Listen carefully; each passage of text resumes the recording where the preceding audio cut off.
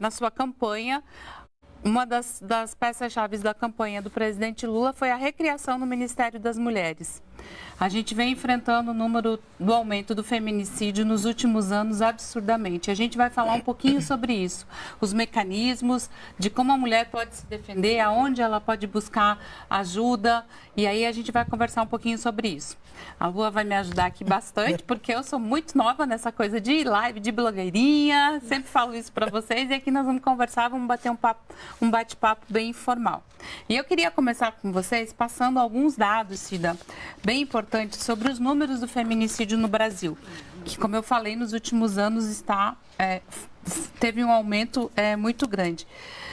Em 2018, nós tivemos 1.229 casos de feminicídios. 2019, 1.330.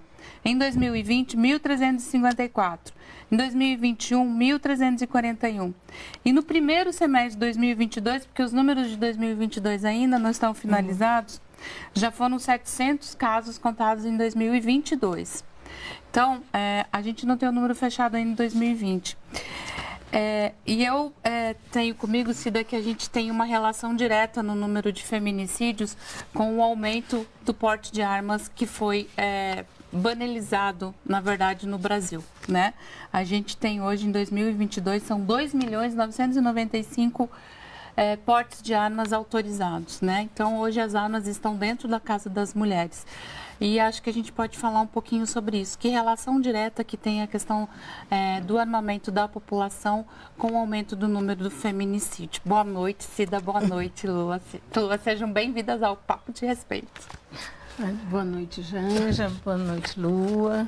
Acho que é um prazer, né, que na véspera do 8 de março a gente está nesse bate-papo, né, no Papo de Respeito, para discutir uma coisa que é tão cara para as mulheres, que é a vida delas, né, Janja? É disso que nós estamos falando, né? Então, acho que é importante. E a pergunta que você faz, ela é diretamente vinculada, porque se você for ver os dados mostram que antes, né, há 6 anos atrás, nós tínhamos o índice de morte das mulheres era por arma branca. O que é arma branca? É a faca, é o machado, né? Agora nós temos aumentado o número da arma de fogo, que é exatamente quando se autoriza, né, e se banaliza a questão das armas. Então, você tem isso junto com a intolerância, com o aumento do ódio, com o desrespeito colocado que nós estamos vivendo nesses últimos 6 anos, né? Então nós vamos ter aí efetivamente o aumento do feminicídio, porque as pessoas acham que o ódio, a intolerância acontece na rua, mas ela vai para dentro de casa, né? Ela vai com esse elemento efetivamente. E o porte de arma nada mais é do que uma autorização para matar. Porque quem tem uma arma dentro de casa é porque está autorizado, no momento de raiva, no momento de ódio, a disparar a arma. Então, nós vamos ter aí a morte. E as mulheres, que eu acho que é importante dizer, elas não morrem com 2, 3 tiros, né, Janja? Elas morrem com 7, elas morrem com 10, elas morrem com 13, e elas morrem com 20 tiros, né? E os tiros, eles têm um lugar certo. É o tiro no rosto, é o tiro no coração para matar, é o tiro no corpo, no seio, na vagina. E é isso que caracteriza o feminicídio, porque ele quer, além de matar a mulher, ele quer matar a identidade de gênero dela. Então, não é simplesmente um assassinato de mulheres, é um assassinato da identidade da mulher enquanto mulher. Então, você vai ter as tentativas de feminicídio, aí nós vamos ter a Maria da Penha, nós vamos ter outras mulheres que elas estão todas desfiguradas ou estão deficientes por causa dessa tentativa. Eu queria fazer uma rápida introdução assim sobre a minha participação aqui, que obviamente estou absolutamente honrada com esse convite. E algumas pessoas devem se perguntar assim, por que a escolha da Luana? Obviamente teríamos muitos outros nomes possíveis de estarem aqui, que representariam bem esse lugar que eu estou ocupando, mas o que eu acho que é bastante importante da minha presença aqui é porque quando a gente fala sobre mulheres e quando a gente fala principalmente sobre violência contra a mulher, é importante que a gente faça um recorte racial.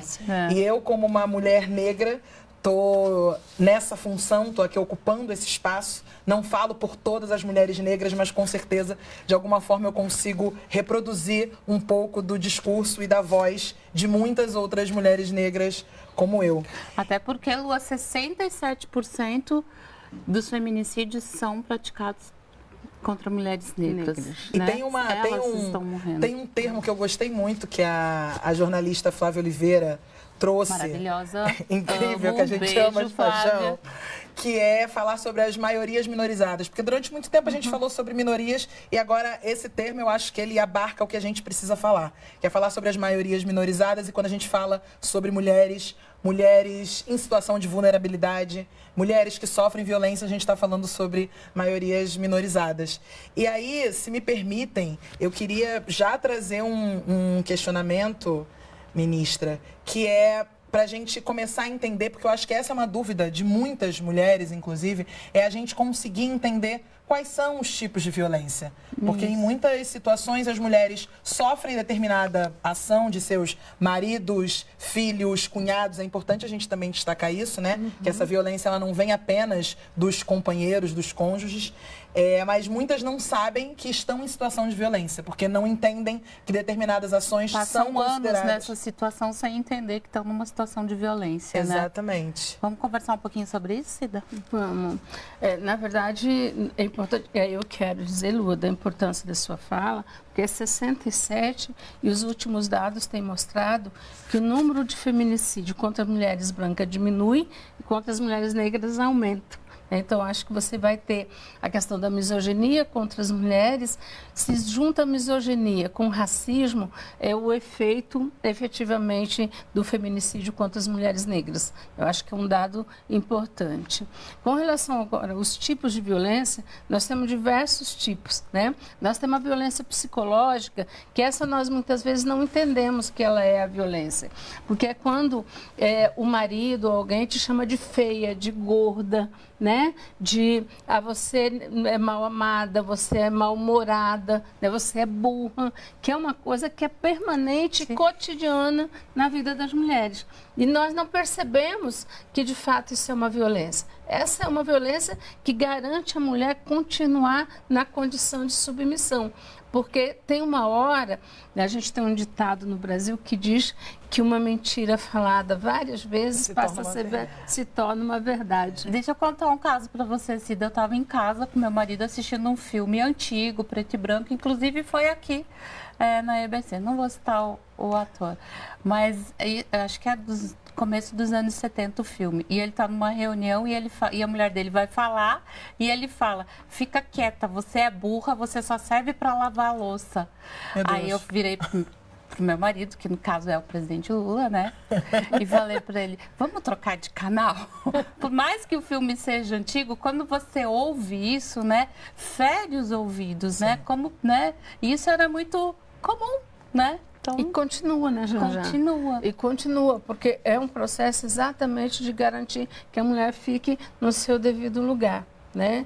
Então, nós vamos ter também a violência moral, que é quando começa a xingar, né, online. A gente agora tem... nós vamos falar um pouquinho Nós vamos falar sobre isso. sobre isso. Bem importante. É quando começa a tratar da dignidade da mulher. Né? Então, você vai ter a violência moral que vai ser tratada. E isso é feito, tipo assim, você é frígida, você... Né? Então, são questões que são muito fortes. Como se dissesse assim, ó, se eu tiver outra na rua, é melhor que você. Então, isso é a violência moral. Nós vamos ter aquela que a maioria conhece, que é a violência física. Né? E a violência física, ela tem vários graus. Ela vem de um tapa, ela vem de um empurrão, porque muitas vezes a mulher acha: mas ele só me empurrou. Né? Ele só me segurou forte Ele no só braço. se segurou forte. Ele estava nervoso e me segurou forte. Me segurou forte, ou me empurrou. Né? Então, assim, não é só me empurrou. Né? Isso é uma violência física, que depois vai virar um tapa, que depois vai virar um espancamento, que depois vai virar uma agressão. E nós vamos ter os diversos tipos de agressão, que é principalmente aquela que tem uns que jogam óleo quente. Né? Então, você tem diversas formas de violência física.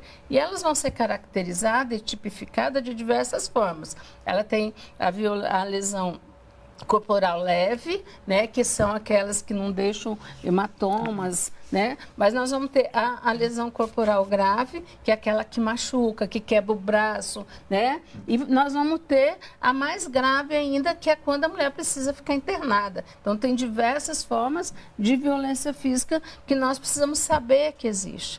Existe a violência sexual. A violência sexual, nós acreditamos que só acontece na rua, e é verdade que ela acontece na rua com estranhos. Mas também, se a mulher diz não, é não. Sim. Mesmo em casa para o marido. Mesmo para o marido. Ela tem o direito de não querer manter aquela relação. Portanto, se mesmo assim ele força, é uma violência sexual. E essa, Janja, é aquela que nós temos mais dificuldade de denúncia. Porque as mulheres, a maioria das mulheres, nós, na verdade, fomos educadas de que isso é uma obrigação das mulheres. Mas é uma obrigação, né? É a única coisa que eu preciso. Não é uma obrigação. Né? Então, acho que é uma questão que é super importante. E tem uma outra que nós não entendemos como violência, que é a patrimonial. Sim. A patrimonial, a maioria das mulheres não entende que ela é uma violência, que é quando quebra todas as coisas, quebra o prato, quebra o copo, quebra a televisão, joga tudo no chão. Isso é uma violência patrimonial e é crime. Geralmente as mulheres dizem assim, Lua, mas a gente construiu junto, a gente comprou junto. Tá, mas isso não dá a ele o direito de quebrar. Isso não dá a ele o direito de violar, porque se ele não pode quebrar o vidro do banco, ele não pode quebrar a televisão dentro de casa. Então, esses tipos de violência é importante nós percebermos e nós trazermos. E agora nós temos uma violência a mais, uma ou várias violências, que é a violência política de gênero que está colocada, né? Que trouxe aí o caso da Marielle, que foi assassinada, simbólico, né? Que é um exemplo para a gente muito simbólico. Nós temos caso de vereadoras que foram caçadas, sim, que estão ameaçadas. Nós temos influências que estão aí ameaçadas. Essas violências são violências políticas, porque a violência política nada mais do que não querer o direito das mulheres exercerem os espaços de poder, o espaço de fala, que é mais importante ainda e que nós vamos ter que efetivamente enfrentar, que eu digo sempre que é uma questão de misoginia no nosso país.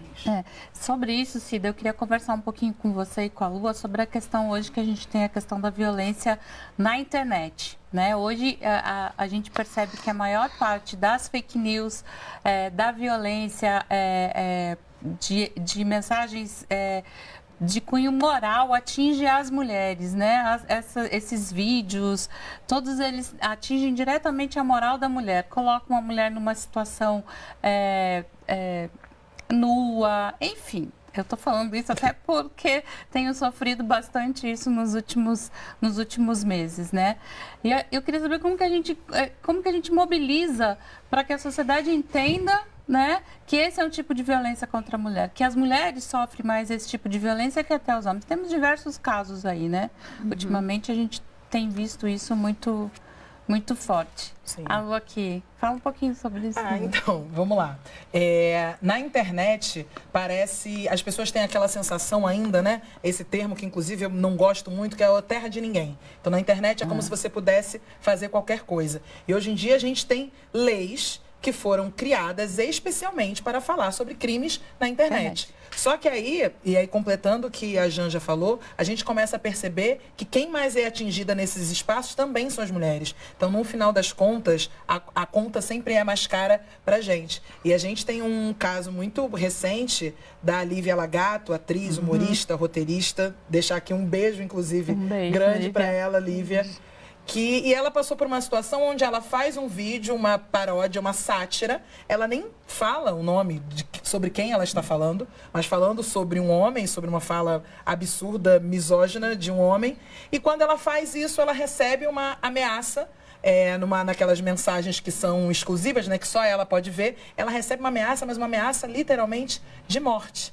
E aí, eu acho que gostaria de fazer essa pergunta, ministra. Como que a gente pode agir em situações como essa? Porque a gente está falando da Lívia, que é uma pessoa pública, é uma figura pública, então ela tem um acesso maior a determinados aparatos, a conseguir falar com um advogado. Mas a gente sabe que tem pessoas anônimas, né, que não têm uma vida pública e que passam por situações parecidas, assim. Qual deveria ser a primeira atitude? Qual é a primeira coisa que se precisa fazer no momento quando você recebe um tipo de ameaça, assim, pela internet? Eu acho que tem 3 coisas que precisam ser feitas, Lua.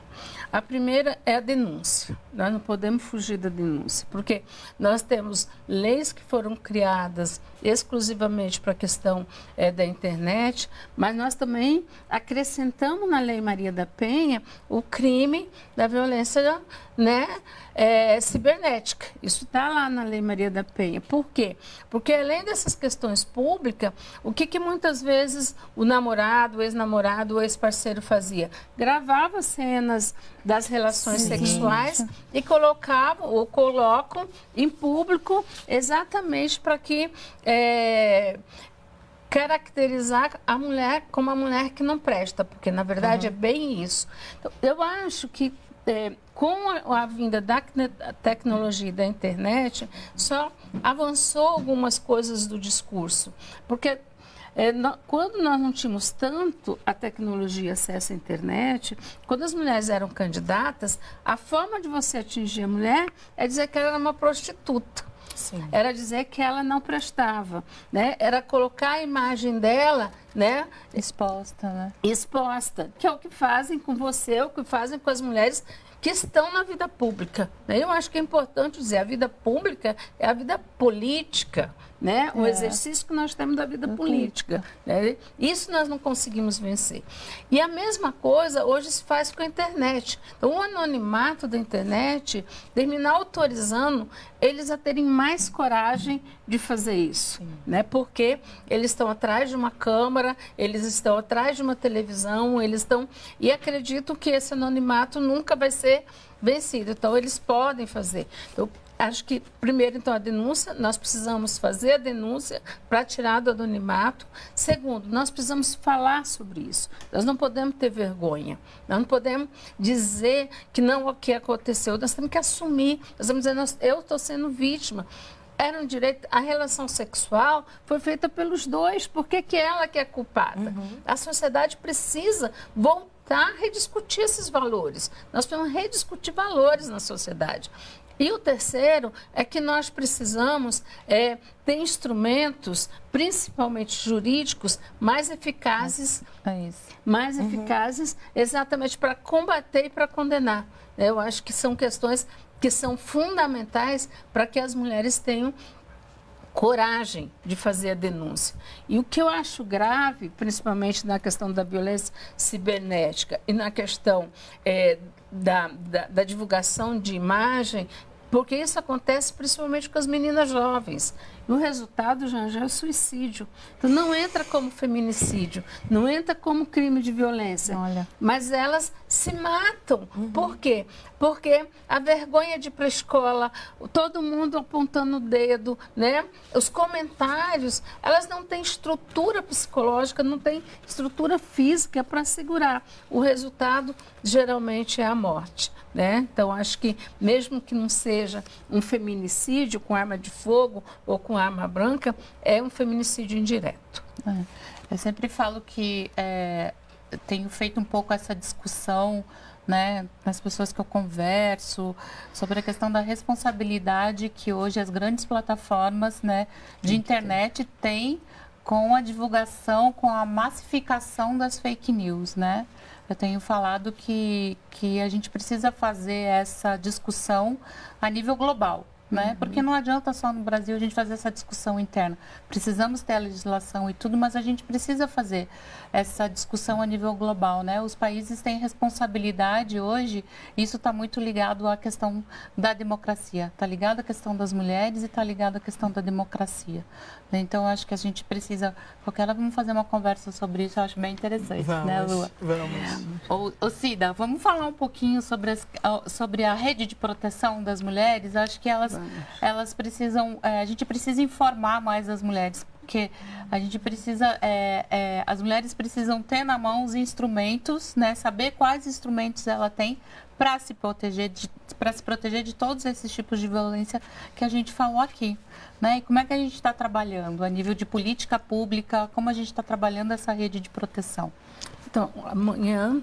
Ministra, eu ia pedir só para dar um exemplo para te instrumentalizar melhor ainda para essa pergunta, que é o seguinte: eu passei por uma situação muito corriqueira no Rio de Janeiro, infelizmente, porque eu fui assaltada. E aí eu fui numa delegacia para informar que eu tinha sido assaltada, fazer o registro, o boletim de ocorrência e tudo mais. Eu fui com meu irmão e eu cheguei na delegacia num horário que era assim, mais de meia-noite, então era de madrugada. Tinha um policial lá de plantão. Quando eu cheguei para informar o que tinha acontecido, ele estava atendendo uma mulher. E aí eu ouvi o final da fala dele. E ele dizendo para ela assim: olha, mas esse negócio de briga com o marido, você sabe que isso é uma coisa que acontece em casa. Então volta para casa, respira, pensa melhor para ver se vale a pena você trazer essa denúncia aqui. E a mulher foi embora.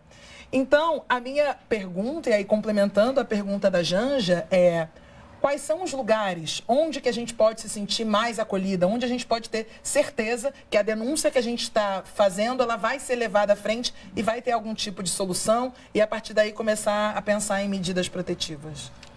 Primeiro, eu acho que nós temos que pensar, porque nós trabalhamos e amanhã nós vamos lançar, né, o programa Mulher Viver Sem Violência. E dentro do programa nós temos diversas ações que efetivamente vão caracterizar a rede de atendimento, que é aquela que vai atender as mulheres em situação de violência.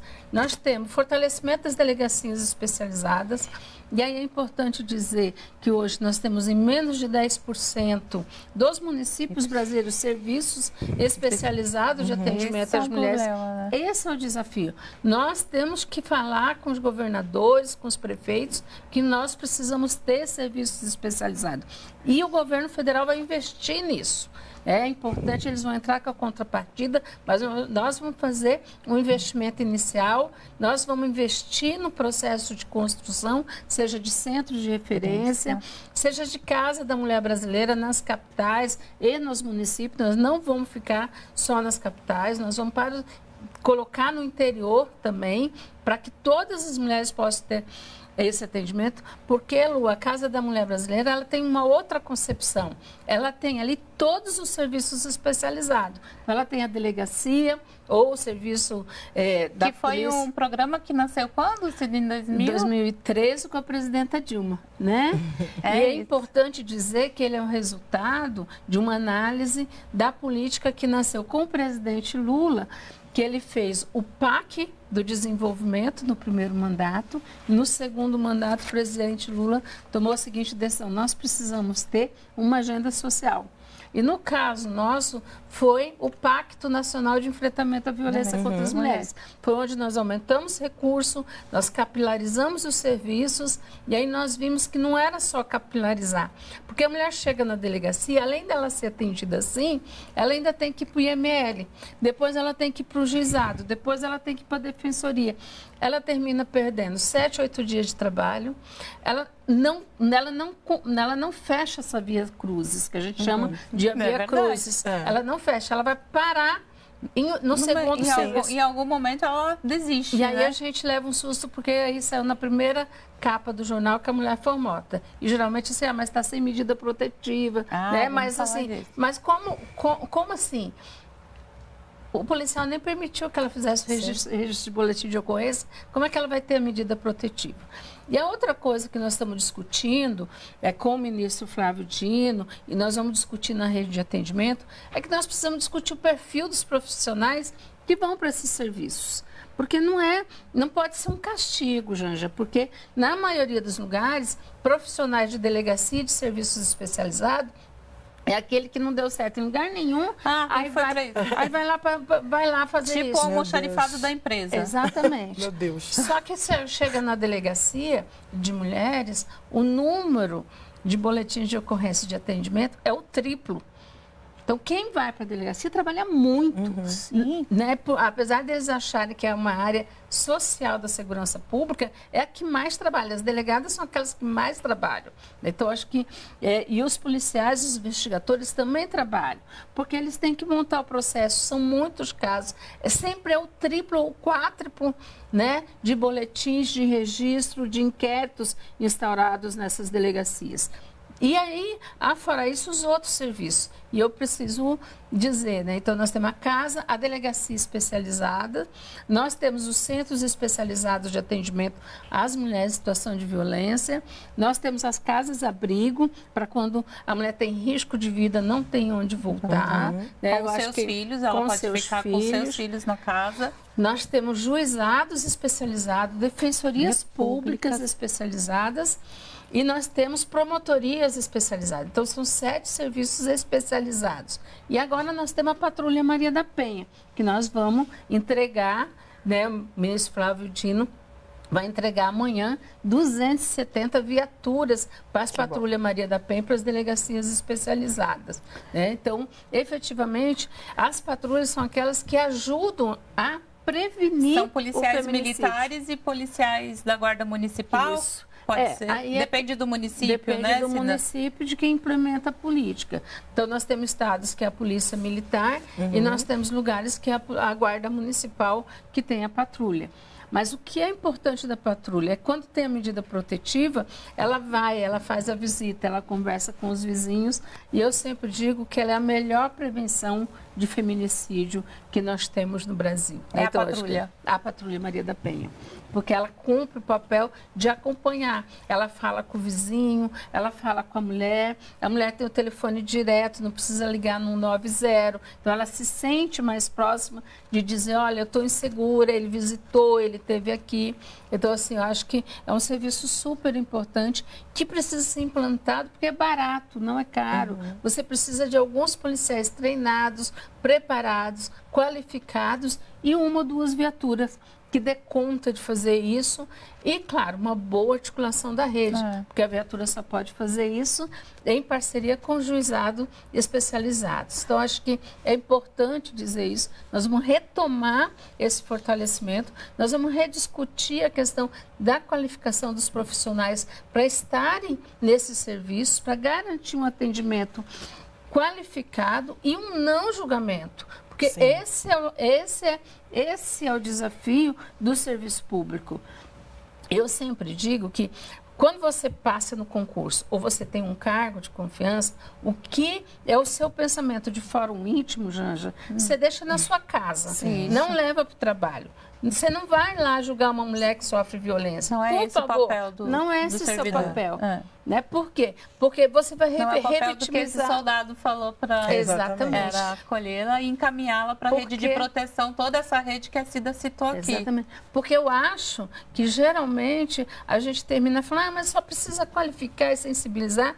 Eu acho que tem que qualificar, tem que sensibilizar, mas tem que responsabilizar. Exato. Mandou para casa, tem que responder, porque se essa mulher morrer, quem que responde? Isso. Qual é o papel do Estado? Porque se ela chegou... Porque assim, é importante dizer, Janja, as pesquisas, todas as pesquisas e todos os serviços mostram que a mulher só chega no serviço para fazer denúncia depois de 10 anos. Meu Deus. Não é no primeiro espancamento. É muito tempo. É Lu, muito tempo. eu queria que você contasse, Lu, uma coisa que você me contou hoje sobre isso, né? Que de repente a mulher não vai direto para a rede de proteção, mas busca outros lugares que podem, de alguma forma, fazer parte. Você me contou um exemplo de um projeto que é lá no seu estado. Eu comentei com a Janja, ministra, sobre um projeto que eu pesquisando, porque eu sou uma mulher de axé, sou sacerdotisa de Umbanda, e a gente percebe, isso é notório, que esses espaços religiosos e as casas de axé, principalmente, por se situarem em periferias, né, das cidades, elas normalmente se tornam esse lugar de acolhimento para muitas mulheres. Muitas mulheres só conseguem dizer a situação de violência que estão vivendo quando chegam e conversam no terreiro, falam com alguma liderança religiosa. Então, eu acho que quando eu comecei a pesquisar se existia já algum projeto nesse sentido, eu encontrei um projeto que eu não sei se ainda está acontecendo, acho que em 2019, que chamava, no Mato Grosso do Sul, chamado Mulheres de Terreiro. E a intenção desse projeto era para capacitar essas lideranças religiosas para poderem receber essas mulheres em situação de violência, saberem também o que fazer, porque às vezes não necessariamente essas mulheres vão provavelmente acolher, independente da situação, independente da circunstância, mas não necessariamente vão saber dizer exatamente para onde essas mulheres devem ir e qual o caminho que elas devem percorrer. E aí, eu aproveito, comentando sobre esse projeto, para fazer uma pergunta que às vezes pode parecer uma pergunta básica, mas talvez muitas mulheres não saibam, a denúncia, ela só pode ser feita pela própria mulher em situação de violência? Não. A denúncia pode ser feita por qualquer pessoa, né? Por um vizinho, por um amigo, por um parente, pode ser feita a denúncia, né? O que acontece é que essa mulher será chamada, né? Porque para continuar o inquérito nós precisamos do depoimento dela, né? Então acho que, mas qualquer pessoa pode fazer denúncia, ligar no 90, ligar em diversos lugares. E é importante dizer que a gente teve um caso, Luiz Ângela, lá em Curitiba, que a mulher morreu, sofreu feminicídio e que houve 13 ligações, olha só, 13 ligações de 13 vizinhos diferentes dizendo que a mulher estava sofrendo violência e ainda assim a viatura não chegou. Então, vejam bem do que nós estamos falando, né? Então, da importância de que, de fato, se tem o pronunciamento. Mas também na nós verdade, temos em Curitiba a responsabilidade do indivíduo, né? Enquanto parte de uma sociedade com a vida do outro, né? Porque o poder público pode criar toda a rede de proteção. Mas se você está ali do lado, vendo uma situação de uma mulher sofrendo uma situação de violência, você tem, enquanto cidadão, obrigação de acolher essa mulher e protegê-la. Exatamente. Né? E mesmo que você não tenha, porque as pessoas falam, mas geralmente quando a gente dá palestra, né? Cida, mas aí a gente vai se meter na briga deles? Não, você vai pedir para que o Estado intervenha, né? Você vai fazer esse trabalho. Agora, se estiver na rua espancando, eu entro, né? Não tem como você não entrar, porque você tem que evitar. E é tão maluco que um domingo desses a gente estava em São Paulo e, obviamente, pela condição do meu marido ser presidente, a gente tem a Polícia Federal o tempo todo na frente de casa, é uma norma. E eu estava lá nos fundos da minha casa eu, enquanto cidadão, vizinho, amigo, não fazer nada, eu autorizo. Ou então, a culpabilização da mulher, mas... Espera lá, ela fez o quê? É sempre essa pergunta, né? Mas que ela fez? Se você é estuprada na rua, mas com que roupa você estava? Mas 2 horas da manhã, 2 horas da manhã, o que você está fazendo na rua? Bêbada, então, pior ainda, né? O que você estava fazendo na rua de madrugada e bêbada, né? E quando você é violência doméstica e familiar, fala assim, espera lá, tem aquela brincadeira, né? Ela não sabe porque ele não sabe porque está batendo, mas ela sabe porque está apanhando. Nossa, então você tem um processo de autorização permanente da sociedade sobre o espancamento e a violência normalizada, né? É normalizada. É a mesma coisa na internet. Exatamente. Né? Não tem problema fazer vídeo comigo, com a Lua, lá, né? Um vídeo falso. Porque isso é tão normal, não tem problema.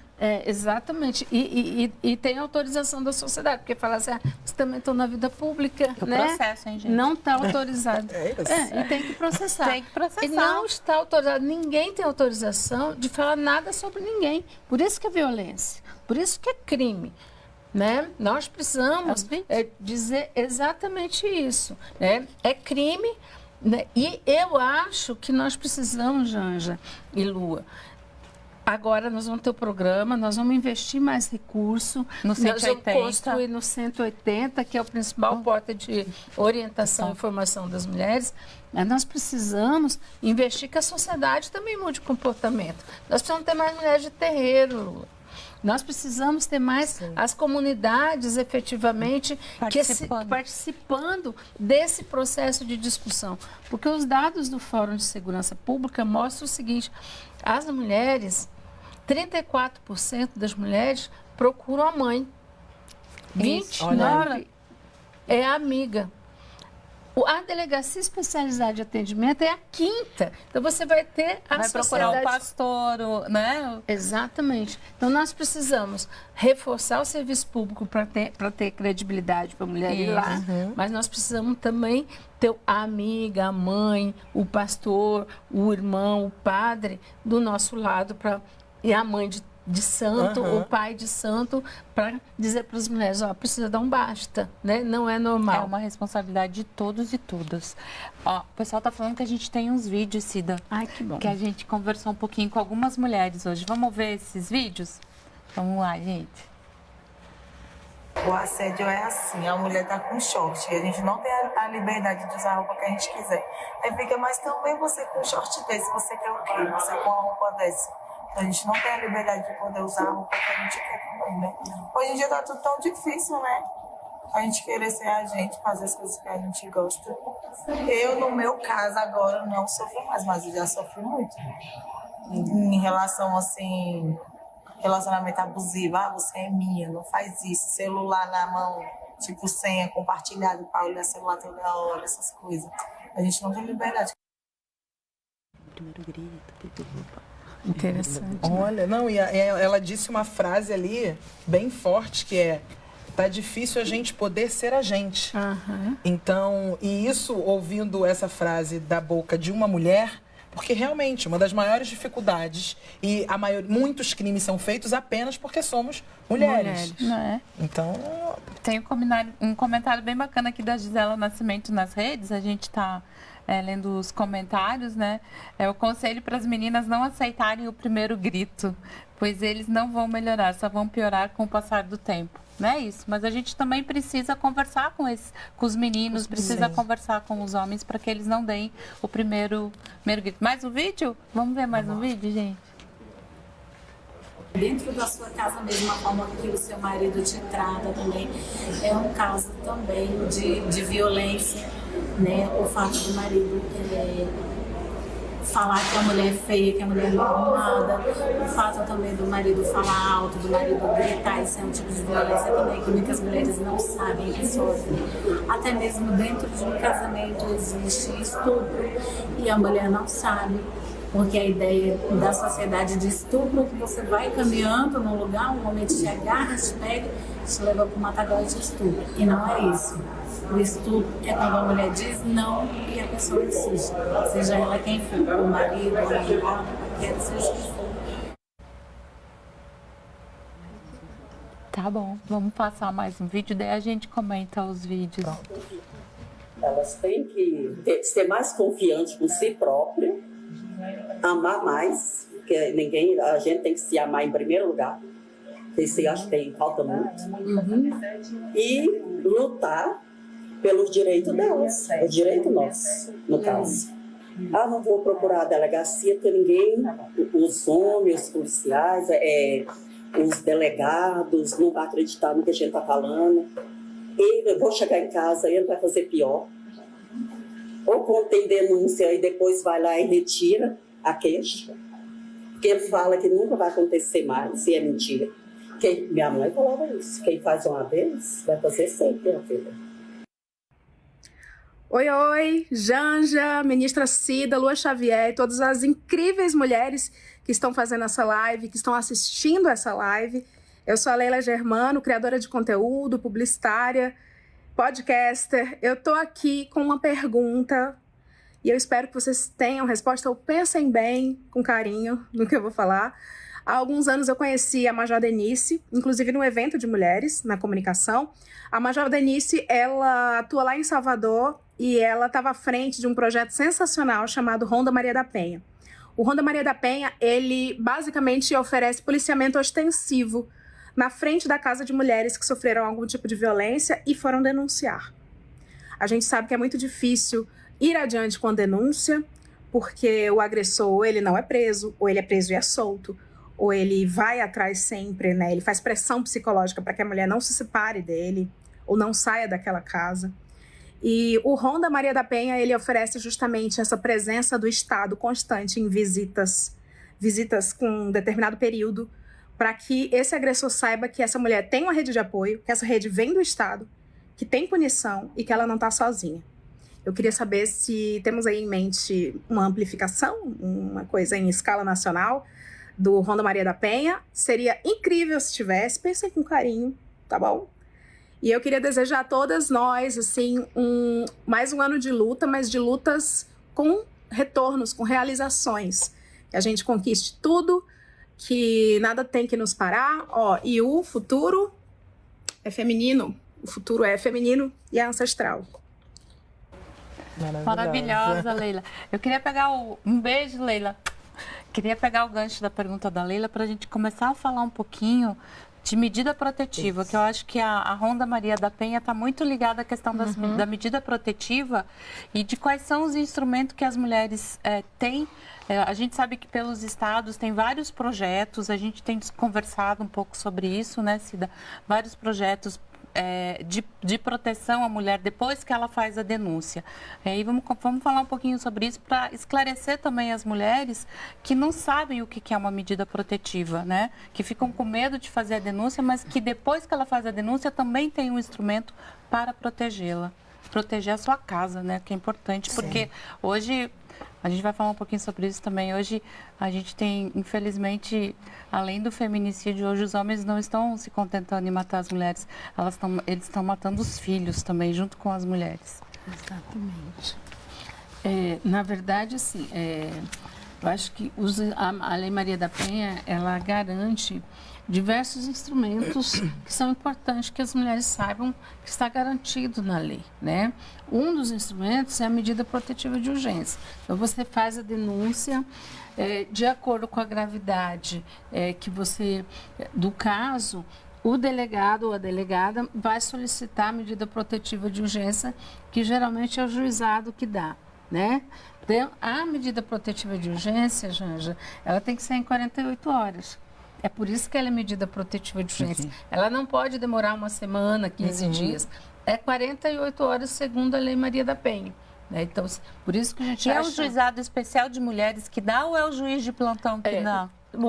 Quando tem juizado especializado, é o juizado especializado. Quando não tem, é o juizado que é designado para isso. Porque é importante dizer que a maioria dos municípios não tem juizado especializado. Mas, geralmente, ou a vara ou um juizado do município, ele é designado para cumprir essa função. Ele tem que dá a medida protetiva no prazo que a legislação solicita, né? Assim como a delegacia especializada é a delegacia que deveria solicitar. Se ela não solicita, qualquer delegacia pode solicitar. Inclusive, você tem uma delegacia no município, numa capital, e você tem a delegacia nos bairros. Quando você vai no bairro, o delegado pede a medida protetiva e depois vai encaminhar o processo para a delegacia especializada. Mas é responsabilidade de agilizar o processo para que a mulher tenha a medida protetiva. E o que é a medida protetiva? A medida protetiva é o afastamento do agressor do lar. Isso. E manter uma distância para não encontrar essa mulher numa distância mínima, máxima, que é solicitada pelo juiz. Né? Então, você tem efetivamente isso. Então, a mulher vai, faz a denúncia, se o caso é grave, já na hora, saindo a medida protetiva, o juizado, ou a polícia, comunica ao agressor que ele tem que se afastar da residência. Porque é importante dizer, Janja, que as mulheres não sabem. Ele tem que sair de casa? Ele tem que sair de casa. A medida protetiva é, se ele não pode chegar perto dela, o direito de ficar na casa com os filhos é dela, não é dele. Isso é importante. É importante dizer, porque a maioria das mulheres não sabem dessa informação. Quem tem que sair é ele. Né? E geralmente tem aquela desculpa, mas eu vou para onde? Vou fazer o quê? Bom, o problema é seu. Exatamente. Não é das mulheres. Então, acho que é importante, a medida protetiva facilita isso, traz isso. E garante que a mulher continue com seus filhos. Tá? Então, acho que a medida... E é importante dizer que as pessoas... A gente começou uma campanha no Brasil Mas não era importante, De que a medida Cida, protetiva- desculpa te interromper, não era importante o juiz, quando dá a medida protetiva, ter essa garantia para a mulher que o agressor, né, ou que, né, o indivíduo lá tem que sair do mesmo espaço? Porque eu vi algumas matérias em que ela tem a medida protetiva, mas o cara está lá dentro da casa. Mas aí é uma interpretação errada da medida protetiva. Ah, O profissional porque assim, a gente tem um problema que as pessoas alegam assim, principalmente o pessoal do meio jurídico, mas legislação é uma questão de interpretação, né? Mas não é. A medida protetiva, se é afastamento, é afastamento. Não existe um afastamento com 50 metros. Porque se você quer matar, você mata com 50 metros, né? não dá para interpretar a vida da mulher não depois que dá. ela for morta. Né? O risco, se você pedir uma medida protetiva, é uma medida cautelar. Medida protetiva é uma medida cautelar. E, portanto, como medida cautelar, ela tem que ser garantida dessa forma. Então, ele tem que se afastar. Vai para um hotel, vai para a casa da mãe, vai para onde quiser. Não pode ficar no mesmo espaço físico. Então, se alguém faz isso, está fazendo errado. Tá? É importante. Nenhum juizado de violência doméstica, nenhum juiz de violência doméstica e familiar comete um erro desse. Porque eles sabem da gravidade que está acontecendo. Agora, é a história, Janja, isso é a história do Fórum Íntimo, né? Não acredita na mulher, pega e faz isso. Não, estou dando a medida protetiva, porque senão a sociedade vai me cobrar, mas fala que o cara tem que dormir num quarto e a mulher no outro. Não existe isso. Nós questionamos o caso da cabeleireira lá de Minas Gerais, quando ela foi assassinada, porque o juiz deu uma distância de 300 metros e a oficina dele era 50 metros, né? Ela colocou a câmera para provar para a polícia, para o juizado, né? Para o judiciário, que ele ameaçava ela. Ela colocou a câmera à noite, no outro dia ela foi lá e matou ela com 5 tiros. Então a câmera só serviu para provar que de fato ele mata. Né? Quando ele ameaça, quando a mulher chega na delegacia, e aí eu queria dizer que é importante que os profissionais, e aí tem a fala de um depoimento ali, é importante, gente, a prioridade é acreditar na fala da mulher.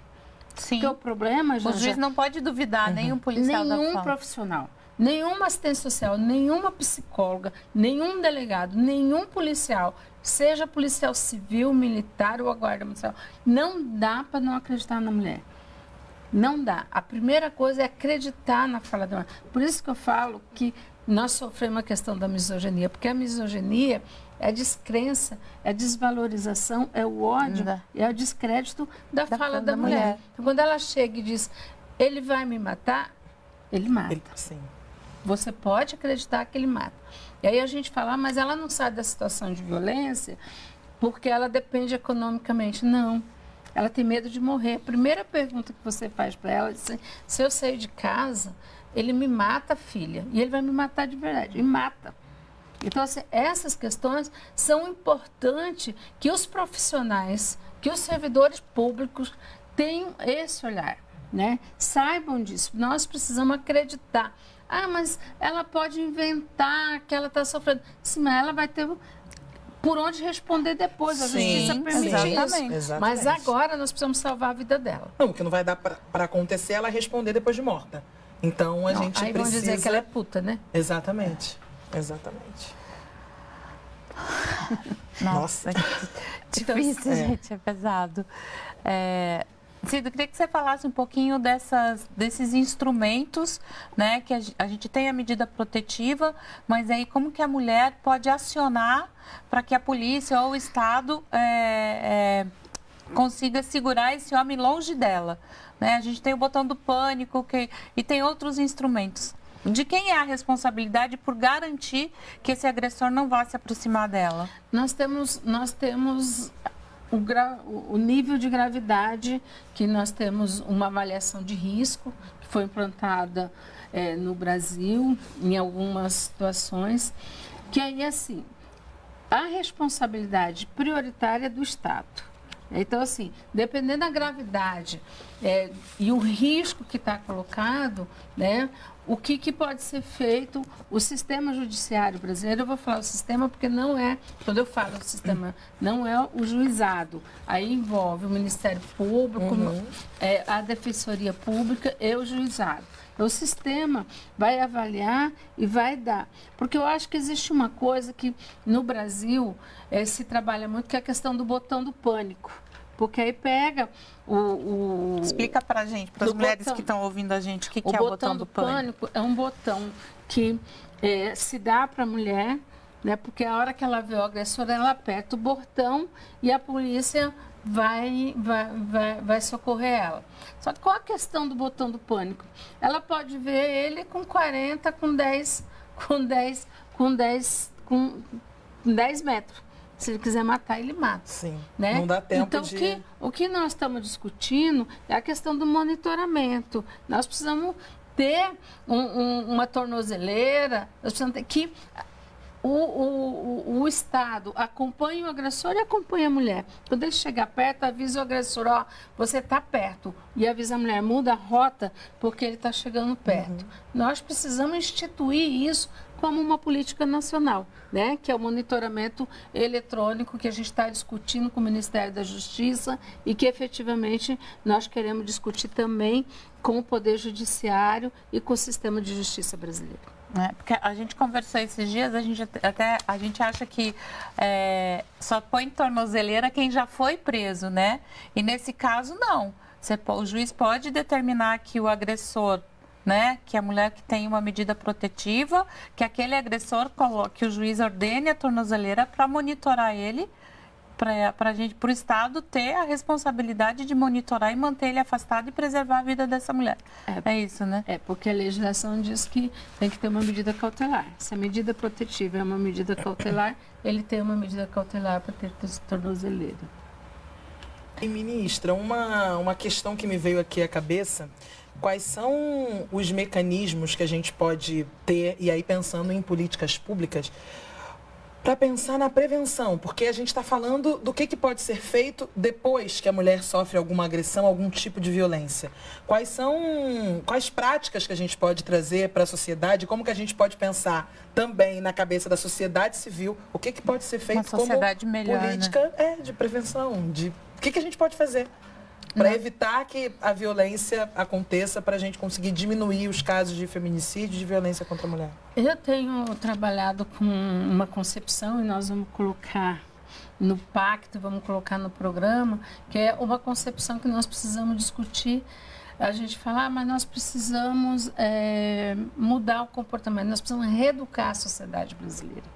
Nós precisamos investir em reeducação, em reeducação das relações sociais entre homens e mulheres, entre brancos e negros. E nós não podemos trabalhar a reeducação e a educação só como um problema da escola formal. Então, nós temos projetos, eu mesma acompanhei um lá no Piauí, do projeto Vamos, que você junta o servidor público, a comunidade, para discutir quais são os passos, quais são as medidas que podem ser feitas, como é que você pode ajudar, como é que você pode acolher, qual a informação que você pode dar. E a outra coisa que eu acho que é primordial, que eu acho que assim, a gente aprendeu, por exemplo, na questão do cigarro. Quem lembra? Eu que tenho 61 anos, vocês são jovens, né?